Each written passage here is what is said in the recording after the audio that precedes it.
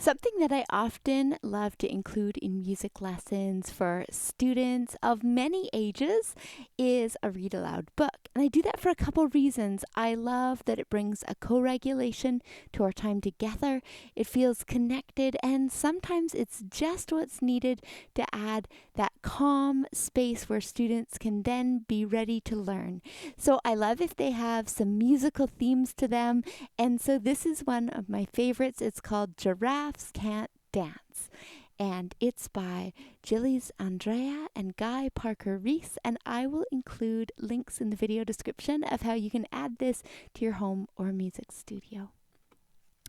Gerald was a tall giraffe whose neck was long and slim, but his knees were awfully crooked and his legs were rather thin.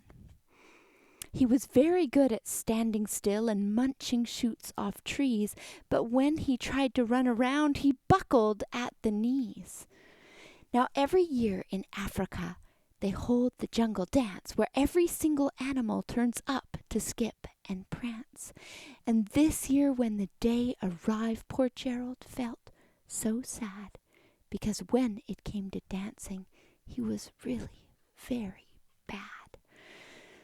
The warthogs started waltzing, and the rhinos rock and rolled. The lions danced a tango that was elegant and bold. The chimps all did the cha-cha with a very Latin feel, and 8 baboons then teamed up for a splendid Scottish reel. Gerald swallowed bravely as he walked toward the floor. But the lions saw him coming, and they soon began to roar. "Hey, look at clumsy Gerald!" the animals all sneered. "Giraffes can't dance, you silly fool! Oh, Gerald, you're so weird." Gerald simply froze up. He was rooted to the spot. "They're right," he thought. "I'm useless. Oh, I feel like such a clot."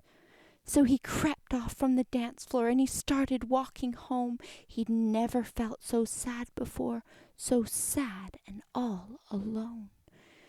Then he found a little clearing and he looked up at the sky.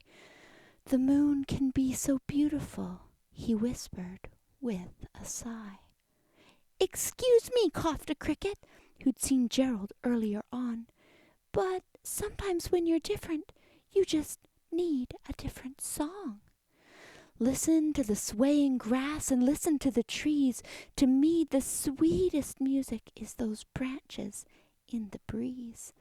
So imagine that the lovely moon is playing just for you. Everything makes music if you really want it to." With that, the cricket smiled and picked up his violin. Then Gerald felt his body do the most amazing thing. His hooves had started shuffling, making circles on the ground. His neck was gently swaying and his tail was swishing round. He threw his legs out sideways and he swung them everywhere. Then he did a backward somersault and leapt up in the air. Gerald felt so wonderful. His mouth was open wide. "I am dancing! Yes, I'm dancing! I am dancing!" Gerald cried. Then, one by one, each animal who'd been there at the dance arrived while Gerald boogied on and watched him quite entranced. They shouted, "It's a miracle! We must be in a dream! Gerald's the best dancer that we have ever seen." "How did you learn to dance like that? Please, Gerald, show us how." But Gerald simply twirled around and finished with a bow. Then he raised his head and looked up at the moon and stars above. "We all can dance," he said, "when we find music that we love." Thanks for listening in today. Let me know if you have a favorite book in your home or in your music studio.